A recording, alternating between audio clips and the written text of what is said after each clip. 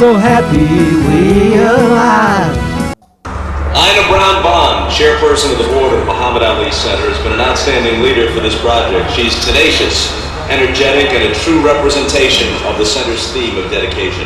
Please extend a warm welcome to Ina Brown Bond.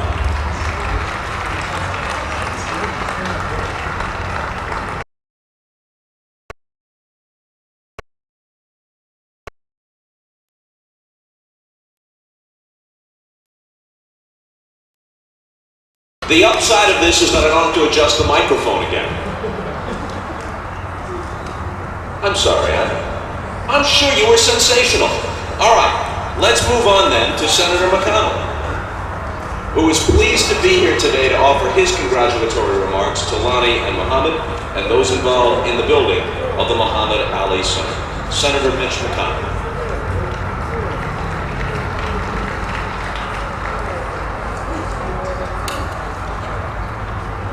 Thank you very much, Bob. It's a pleasure and an honor to be here to commemorate the opening of the Muhammad Ali Center. We celebrate Muhammad Ali today as the greatest athlete of the 20th century, one of the most recognized faces around the world, and a hero to millions. But before he accomplished any of that, I remember Muhammad Ali as the most famous teenager in Louisville. When I was a boy growing up here, I went to Manual High School. Ali was in the same grade over at Central High School. We all knew him as the local Golden Gloves champion. He had a strict training regimen even then.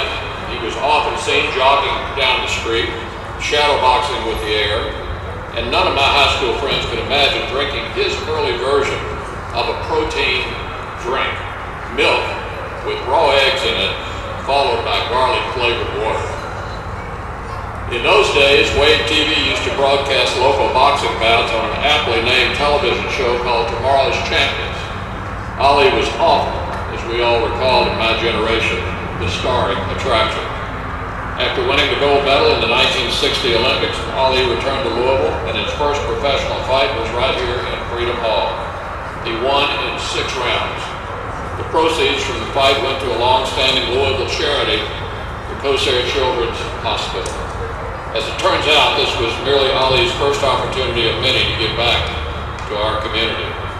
So to all of Muhammad Ali's admirers across the world, I would just say that Louisville loved him first. Louisville is proud of Muhammad Ali, and we're proud to be the home of Muhammad Ali Center, which will preserve and celebrate his legacy for decades to come. Thank you, Muhammad and Lonnie, for your vision and commitment to our hometown. Thank you very much.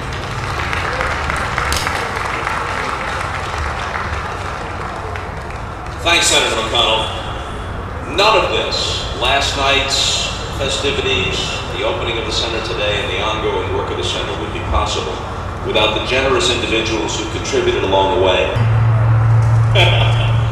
I represent a small upstart automobile company called Ford Motor Company. My name is Cliff Moorhead. I'm joined here today by Lynn Quigley and her husband from the Ford Motor Company Fund. And this is a tremendous day, and we are certainly proud to be a part of this. Muhammad Ali has long been an advocate for educating communities around the world on tolerance, hope, understanding, and respect for others. He's been an inspiration to so many, and this center will teach the community and the world about his legacy and the values and social issues that played a large part of his life. At Ford, along with making automobiles, education is our top priority. Our founder, Henry Ford, was an early supporter of education at all levels. He established long-standing relationships with the leading educators and the learning institutions of his time. In keeping with Mr. Ford's legacy today, we celebrate the completion of the Ali Center, made possible in part by a $5 million grant from the Ford Motor Company Fund. Our contribution will support the development of the Muhammad Ali Center and its programming locally and worldwide. As a leader in the automotive industry, Ford Motor Company is committed to creating and developing new partnerships in the communities in which we live and work. Ford manufactures and distributes automobiles in 200 markets across 6 continents and has nearly 325,000 employees at 110 plants worldwide.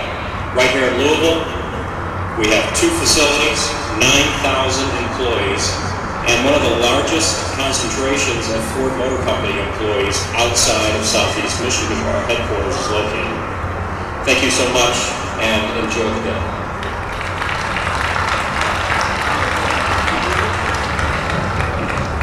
Thank you, Cliff. Next up, someone those of you in Louisville know very well, Congresswoman Ann Northrup.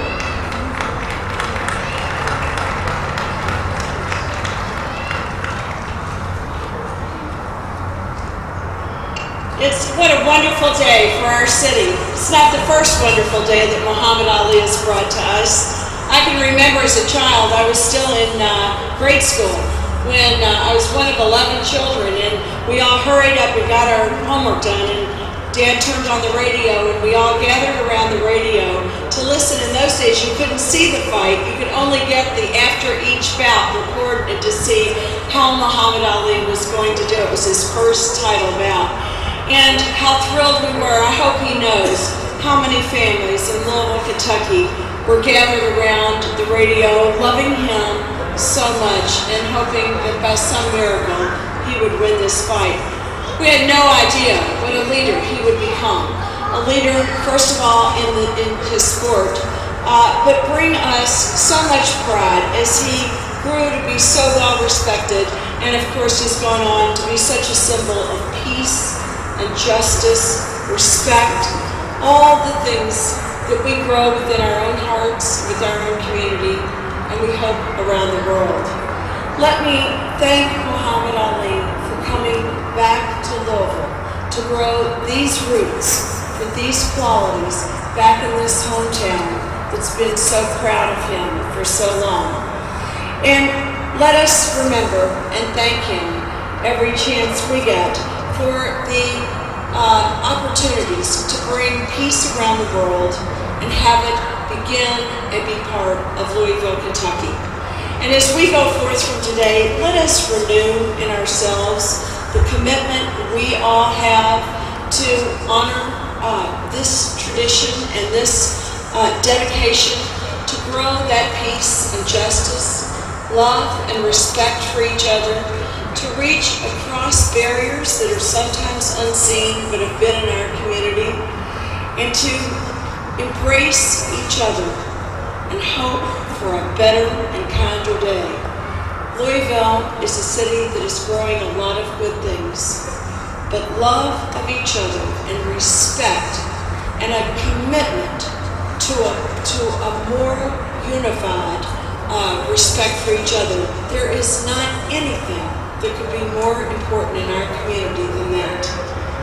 Thank you to everybody that's here. You're here because you share this view and this love. May we not forget it in any of the days past today. Thank you.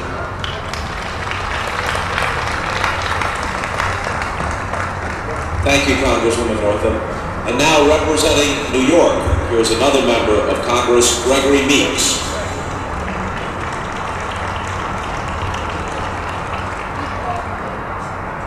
Some might be wondering, why would a member of Congress from New York be in the great bluegrass state of Kentucky? Well, indeed, Muhammad Ali is an individual that is so huge that he has made the transcendent in such an important part of my life, an individual like me, a young man from the streets of New York, poor, who we recall the first time we saw this brash young man come in a convertible Cadillac automobile. He's talking about, if you talk that jive, I'll get you in 5. If you want to go like more, I'll be round number 4. If you mess with me, I'll get you in 3. If that won't do, I'll reduce it to 2. If the crowd wants some fun, I'll get you in 1. Why? Because I float like a butterfly, I sting like a bee. That's what nobody messes with. Muhammad Ali.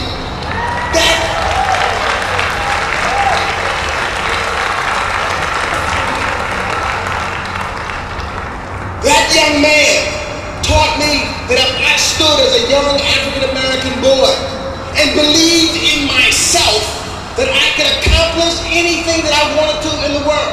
That first, confidence starts with self, because if you don't believe in yourself, nobody else will. Muhammad Ali then reminded